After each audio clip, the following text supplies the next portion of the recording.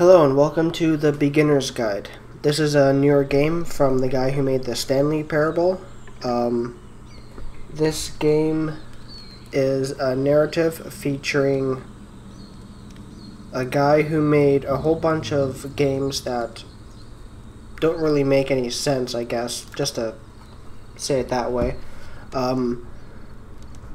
It's a interesting game. If you want to play this game, I highly recommend it. It's a narrative, so there's not much really gameplay because it follows a story. It's an interesting game. If you want to play it, I highly recommend it again. Go out and buy it, get it, play it. If you don't want to watch this and spoil it for yourself, then don't. Go out and play it. But if you want to stick around, I won't be talking that much because, well, you'll see there's a lot of talking. But let's follow this interesting story.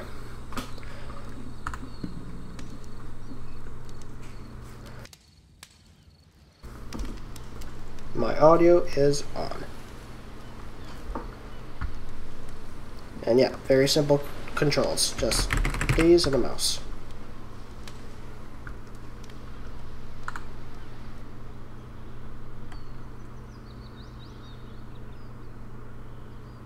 Hi there.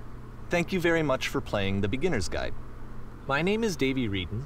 I wrote The Stanley Parable, and while that game tells a pretty absurd story, today I'm going to tell you about a series of events that happened between 2008 and 2011. We're going to look at the games made by a friend of mine named Coda. Now, these games mean a lot to me. I met Coda in early 2009 at a time when I was really struggling with some personal stuff, and his work pointed me in a very powerful direction. I found it to be a good reference point for the kinds of creative works that I wanted to make. So just to start you off, this is, I think, the first game he ever made. It's a level for Counter-Strike. You can walk around here, by the way. And mostly it's just Coda learning the basics of building a 3D environment.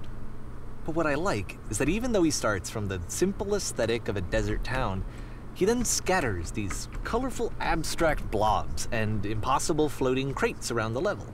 And of course, it destroys the illusion that this actually is a desert town, and instead this level becomes a kind of calling card from its creator. It's like a reminder that this video game was constructed by a real person. And it kind of makes you wonder, what was going through his head as he was building this?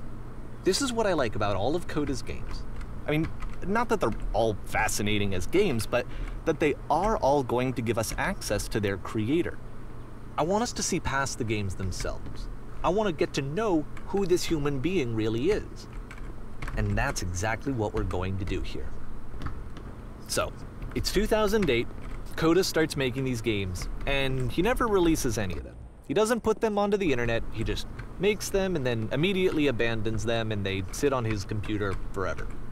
And I think he really understood this image of himself as a recluse. At one point, he jokingly renamed his computer's recycling bin to Important Games Folder. So, you know, this was just how he worked. He tended to crank them out one after the other without even really pausing to try to understand what he had just made, until suddenly one day, he just stopped. In 2011, that was it. He made his last game, and then he hasn't made another one since. And that's why I've taken this opportunity to gather all of his work together, is because I find his games powerful and interesting, and I'd like this collection to reach him, to maybe encourage him to start creating again. And if the people like you who play this also happen to find his work interesting, then I'm sure it'll just send that much stronger of a message of encouragement to Coda.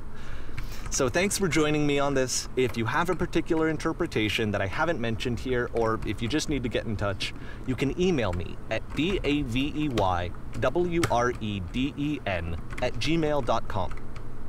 Okay, that's about it for introduction. Let's take a look at Coda's first proper game. As each game is loading, I'll show you the date that it was completed. This first one was made in November 2008. Okay, so you can see why I won't be talking that much. It's an interesting game. Again, if you want to play it by yourself and get the full experience, go out and buy it, stop watching. But if you want to keep watching, Go right ahead. Warning. Whisper machine active. Ship destruction. Whisper machine. This game is called Escape from Whisper, and it's one of the more generic games you'll see from Coda.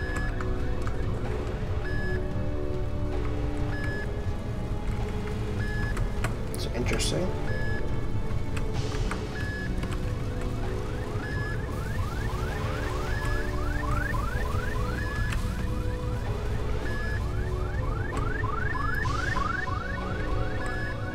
These games are interesting. Security hold reached. Hostile alien life forms inbound. It kinda looks like this game was abandoned mid-development. For instance, you have this gun, which you'd think would indicate that there are supposed to be monsters or enemies somewhere, but then clearly there are no enemies anywhere. You can't even reload the gun when you run out of bullets. But ultimately we don't really know. Maybe Coda thought that actually it was complete the way that it is. And I think that we should talk about his games for what they are, rather than for what they're not. Enemy force neutralized. Begin ship evacuation. That's pretty cool. I love how you can see the bottom of the universe from this room.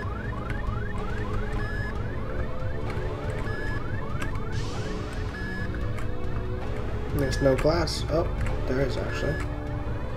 That's weird. There's a glass over there, but nothing here. Interesting. Where do I go? Here?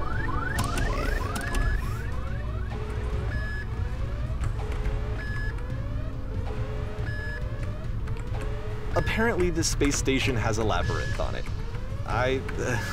Sure, I don't know. There's really no reason for it that I've ever been able to discern, so in the interest of time, I'm just gonna skip you on past it. No. Aw. I want to do it. Or, if you'd really like to solve the labyrinth, you're welcome to do that too. Yeah, I want to.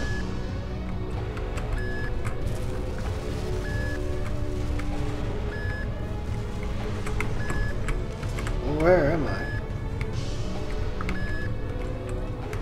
Uh-oh. Uh-oh. I got myself lost.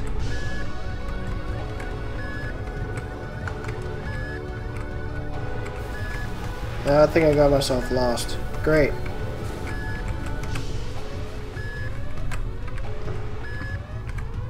Oh, what's this? Oh, I found... Yeah, I did it. Woohoo! But then how...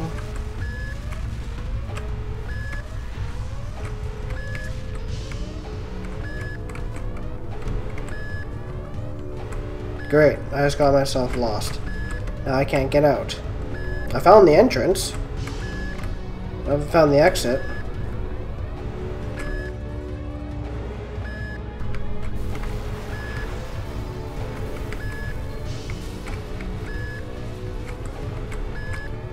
Damn it, where is it?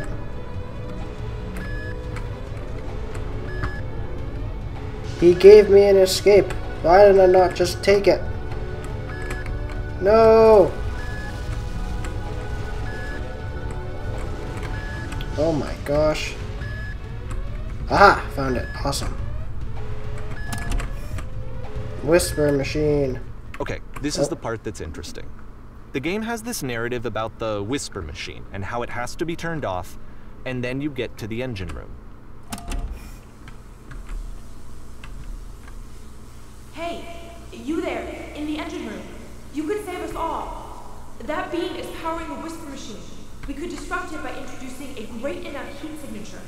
If your body could stop the beam. It's so much to ask, but for all of our lives, would you do it? Could you give yourself? Nope. Now I'm just gonna stand here and watch it.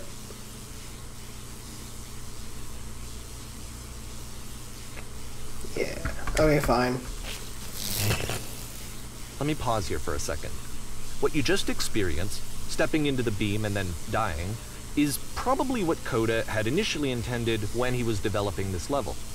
But when he first compiles and plays it, something goes wrong. There's a bug somewhere. And this is what happens instead.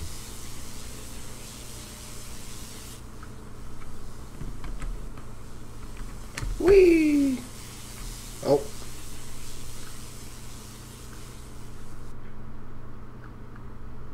Whoa. The beam causes you to start floating. That's trippy. And this is an important moment for him. Because yes, this is technically a glitch, but Coda identifies something human about it. Like how small it makes you feel in the face of this larger chaotic system. Or this floating could be the afterlife, a peaceful place, juxtaposed against all of the hysteria that you've just had to traverse. I don't even know. I have no idea what he was thinking, but what's clear is that after making this, something lodges itself in his brain. He wants to do more of these really weird and experimental designs.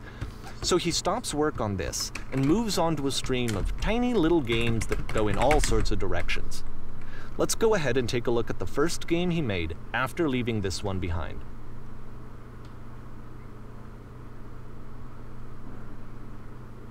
(2008). Oh.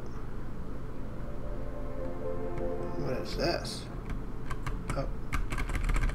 I can't move. Well, I can move backwards though. Yep. In this game, you can only walk backwards. Sorry about it being so laggy also.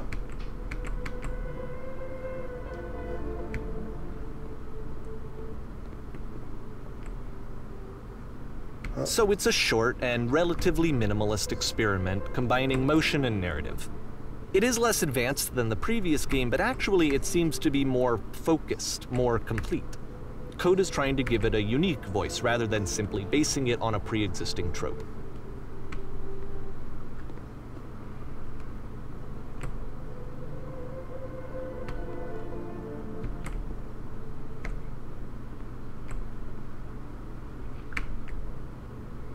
That's deep. It's a short little thought, it says what it wants to say, and then it ends. Didn't need anything more than that. Which to me is why it works, because it gets out quick. Okay, next one.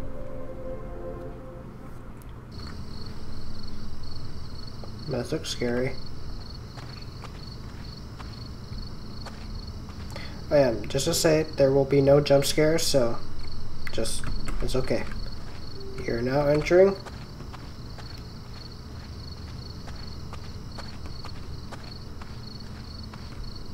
Oh. And that's it. Okay, the meaning of this game won't be clear just yet. Please be patient with me for a few more games, and I promise you'll see what makes it interesting.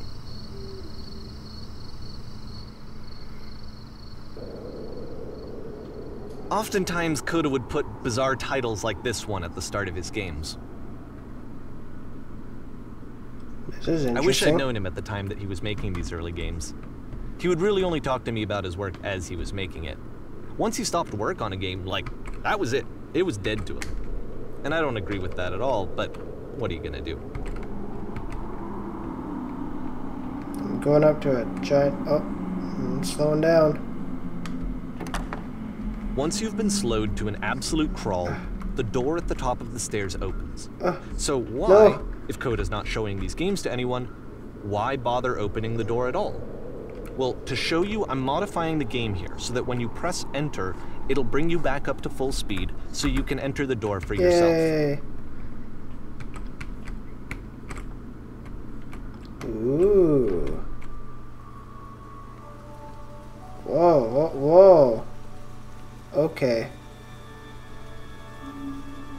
You are a gate. You stare in a small room until you realize you can just walk through the walls. A room that's warm and nice and filled with Sharks are little trying to eat you. ideas for games.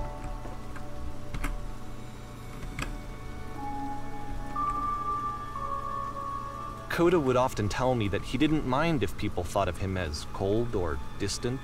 He said that he knew that he was actually a vibrant and compassionate person, but that it takes time to really see that. It can be a very slow climb to get there. Can I go through here? No? Okay.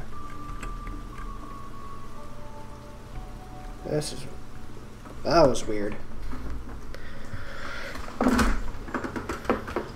Ouch.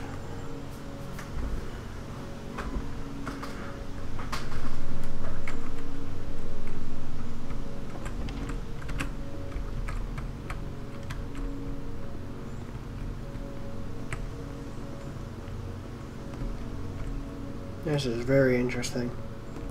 It's like a prison. Ooh, a lever. Well, this is new for Coda. It's an actual puzzle. Go ahead and see if you can solve it. Okay.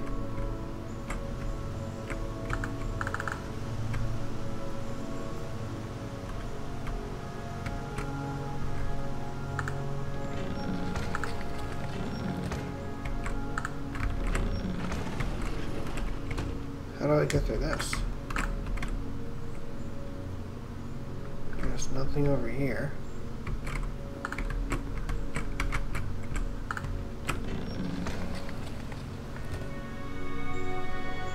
This. Don't forget Ooh. that solution, because we're going to see this puzzle again soon. We're going to see it a lot. Okay. I'll try not to.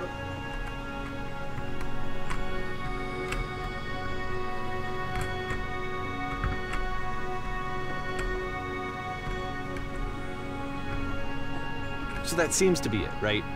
You walk down a corridor, you solve a puzzle, you get to the end. Pretty Simple much. enough. All right, now I'm going to modify the game again so that when you press enter, it'll remove all of the walls from this room. Okay. Whoa.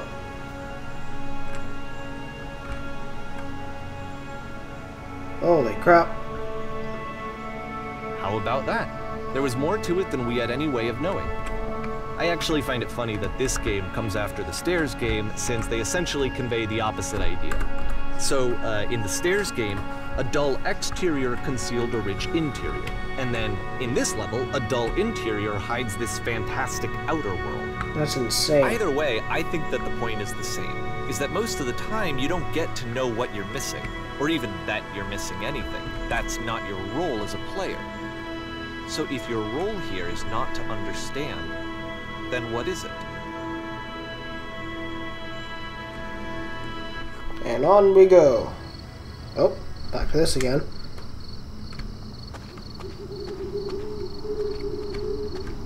You're now exiting. Okay. Aha. So, this, combined with the entering game from earlier, tells us that Coda believes his games are connected somehow. It could even be that the Stairs game and the puzzle game are literally connected in between this and the entering game. There's a bigger picture that all of his games are meant to play a role in, some larger meaning that we won't be able to grasp until we've seen all of them. And once we have, we can step back and start to understand what exactly that bigger picture is. This guy has made some pretty interesting games.